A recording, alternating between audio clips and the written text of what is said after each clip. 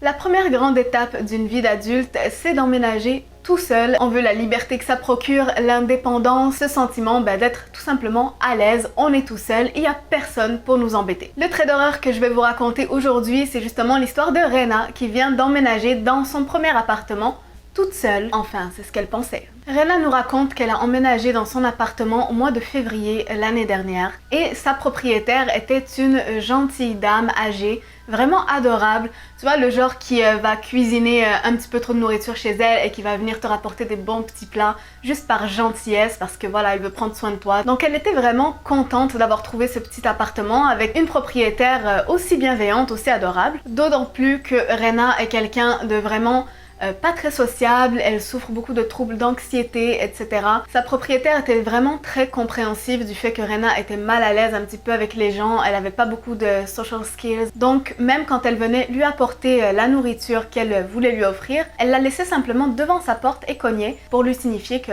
voilà, la nourriture est là et elle repartait. Rena, quand elle avait fini de manger la nourriture, généralement lavait les plats et les remettait devant sa porte et sa propriétaire, quand elle passait par là, les reprenait. Donc Rena n'avait même pas besoin d'interagir énormément avec elle ou quoi que ce soit. Elle nous dit qu'elle connaît pas trop les voisins qu'il y a autour de son appartement parce que voilà, elle est pas très sociable. Elle les a vus un petit peu passer comme ça, ils ont l'air des gens normaux, des gens voilà très bien. Elle généralement, elle travaille de la maison donc elle a même pas besoin de vraiment sortir de chez elle. Quand elle sort très rapidement puis re-rentre très rapidement. Donc voilà, c'est quelqu'un qui est vraiment très privé, elle a pas vraiment de connaissances, d'amis, etc. Elle reste un petit peu toute seule et ça lui convient très bien, c'est comme ça qu'elle se sent bien. Et elle est vraiment très heureuse d'enfin vivre seule chez elle et de pouvoir profiter de toute cette tranquillité. Cependant, arrivé au mois d'avril, des choses étranges ont commencé à se passer autour d'elle. Elle remarquait que dans son appartement, certains de ses objets et effets personnels changeaient de place, disparaissaient, bougeaient sans qu'elle s'en rende compte et c'était vraiment étrange. Elle avait aussi ce sentiment d'être toujours un peu l'esprit dans le brouillard, elle se sentait très fatiguée, mais elle a pensé que c'était peut-être par rapport au changement justement d'environnement, que d'un seul coup elle vivait seule, donc ça devait peut-être la perturber un petit peu. Et puis le fait qu'elle avait changé de médicament également. Donc elle a pensé que tout ça, ça pouvait être attribué à ça, qu'il fallait pas trop qu'elle s'en fasse. Et surtout, c'est quelqu'un qui déteste aller chez le médecin, qui déteste contacter son médecin. Donc elle a juste laissé faire et s'est dit, ça va passer, c'est pas très grave. Sûrement que c'est les effets de tous ces changements dans ma vie, mais tout va bien, pas de quoi s'inquiéter. Et ça, c'est vraiment une erreur qu'on fait tous, je pense. Quand on sent que quelque chose de nouveau se passe dans notre corps, on a tendance à dismiss ça comme quelque chose de pas très important, peut-être juste voilà l'environnement, etc. Mais je pense que quand il y a des changements en nous, il faut savoir s'inquiéter, il faut aller chez le médecin, il faut investiguer pour voir s'il n'y a pas quelque chose d'un petit peu plus grave qui se passe parce que quelquefois c'est le cas. Donc Rena a commencé tout simplement à prendre des siestes au milieu de la journée tellement justement elle se sentait fatiguée ces temps-là. Elle a commencé à s'habituer à ça puis finalement ça lui a semblé plus tellement inhabituel, c'est devenu juste son état normal, qu'elle se sentait fatiguée dans la journée, elle va prendre une sieste, jusqu'à un incident qui a vraiment fait doubler sa paranoïa. Une journée comme une autre, sa propriétaire est venue lui apporter voilà un bon petit plat, c'était une salade grecque avec du feta, etc. C'était très bon, c'était délicieux. Elle l'a mangé devant Netflix et s'est endormie au cours de sa série. Ça nous arrive à tous. Elle s'est réveillée quelques heures plus tard et elle a remarqué quelque chose qui l'a vraiment perturbée. Elle avait mangé dans son lit, donc pour regarder Netflix et s'endormir dans son lit en même temps. Et elle a remarqué que la place à côté d'elle, l'autre côté du lit, était froissée, comme si quelqu'un avait dormi dedans. Elle a senti également qu'il était chaud, ce qui est vraiment bizarre parce que elle bouge pas du tout dans son sommeil. Elle va jamais aller se retrouver de l'autre côté du lit, elle est restée bien de son côté à elle. Là, elle a trouvé ça vraiment bizarre, donc elle s'est levée du lit en prenant bien soin de prendre son téléphone et de composer le 911 au cas où. Elle a exploré un peu le reste de l'appartement avec, tu sais, le pouce juste sur le bouton au cas où, qu'elle puisse appeler en une seconde le 911, mais elle a rien trouvé d'autre d'inhabituel. Donc elle a fini par laisser tomber et s'est dit ok, peut-être que j'ai roulé de l'autre côté du lit, ça peut arriver. Et encore une fois, c'est une erreur. Si vous avez des doutes sur quelque chose de louche, il faut vraiment investiguer rapidement parce que n'oubliez pas qu'on a un sixième sens et ce sixième sens est là justement pour nous dire hey, il y a un truc qui cloche que tes autres sens, eux, arrivent pas à capter. Donc fais quelque chose. Donc elle a laissé passer ça pendant environ 2 semaines. Il s'était rien passé de spécialement bizarre pendant ces 2 semaines. Parfois il y avait une chaussure qui avait bougé de place sans qu'elle s'en rende compte, ou bien le rideau de la douche qui était tiré alors qu'elle l'avait laissé ouvert. Des petits trucs comme ça, mais encore une fois elle se disait peut-être c'est juste moi, j'oublie des choses.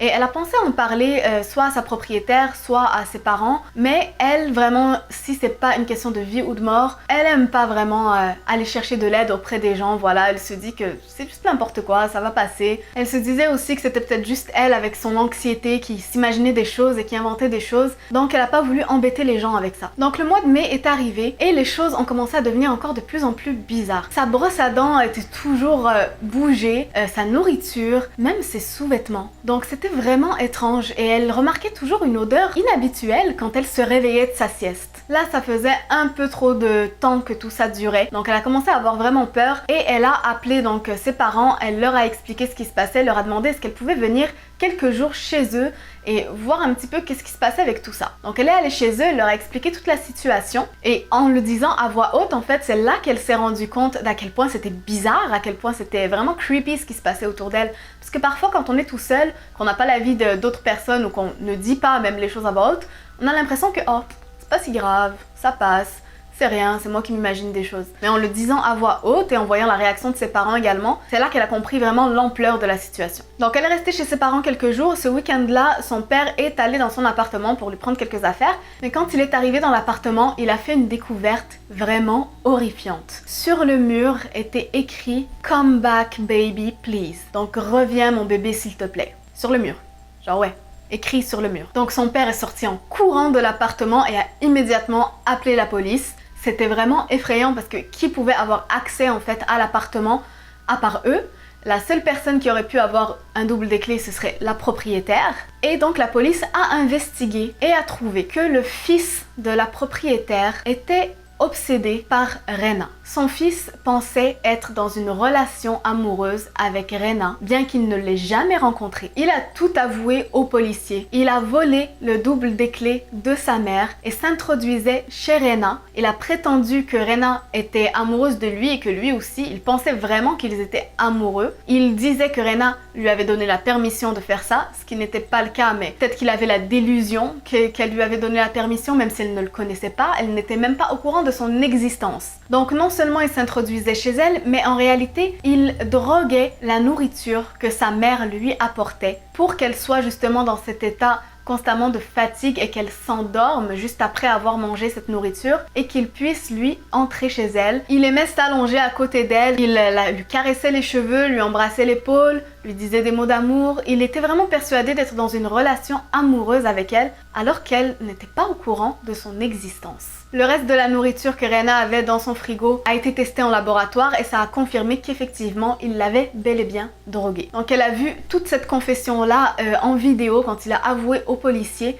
Elle était évidemment horrifiée et dégoûtée de penser qu'un homme dont elle n'avait même pas connaissance de l'existence ait pu s'introduire chez elle depuis 4 mois pour lui voler ses cheveux, ses vêtements intimes, des affaires personnelles, la toucher quand elle était endormie dans un état vulnérable, droguée par sa faute. En tout cas, cette histoire-là m'a vraiment bien fait flipper, surtout que moi, même quand je vivais seule, j'avais toujours un petit peu la paranoïa comme ça, je fais attention à tout ce qui peut me suivre ou quoi que ce soit. J'ouvrais jamais la porte avant de bien vérifier qui est là et si j'attendais quelqu'un. C'est vraiment quelque chose, je pense que toute femme qui vit seule vit un petit peu cette peur que quelque chose lui arrive parce qu'on entend tellement de choses aux nouvelles, on entend tellement de choses peuvent se passer dans le monde que forcément on est super prudente et malheureusement il faut l'être. Dites-moi en commentaire ce que vous auriez fait vous à la place de Rena. Est-ce que vous auriez réagi plus rapidement qu'elle? Est-ce que vous auriez appelé la police directement à la moindre chose un peu bizarre qui se passait? Ou est-ce que vous auriez vous aussi dit c'est pas grave, sûrement que c'est rien. Donc voilà, j'espère que cette petite histoire vous aura plu.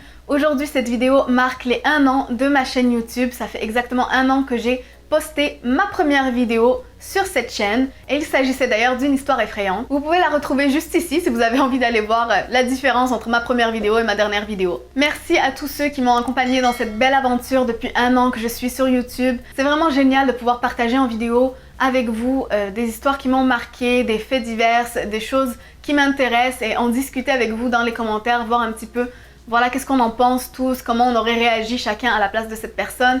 Je trouve ça vraiment intéressant, vous êtes une belle communauté. Comme je vous dis, ça fait 1 an qu'on est là. Pas tous évidemment, il y en a qui ont rejoint au fur et à mesure, c'est normal. Mais voilà, ça fait un moment que vous êtes là, que vous regardez mes vidéos, que vous êtes dans mon petit univers. Et ça me fait vraiment plaisir de voir qu'on a bâti cette petite communauté ensemble. Et vraiment, ce que j'adore dans ma communauté sur YouTube, c'est que vous êtes vraiment des gens bienveillants et intelligents. À chaque fois que je poste une nouvelle vidéo, je sais que je vais passer un bon moment à vous répondre dans les commentaires et ça me fait vraiment plaisir, ça met de la joie dans mon petit cœur. Donc merci à tous ceux qui me suivent et qui me soutiennent. J'ai plein de nouvelles vidéos qui vont arriver prochainement, donc restez à l'affût. Et n'oubliez surtout pas, le plus important, continuez de briller de mille feux.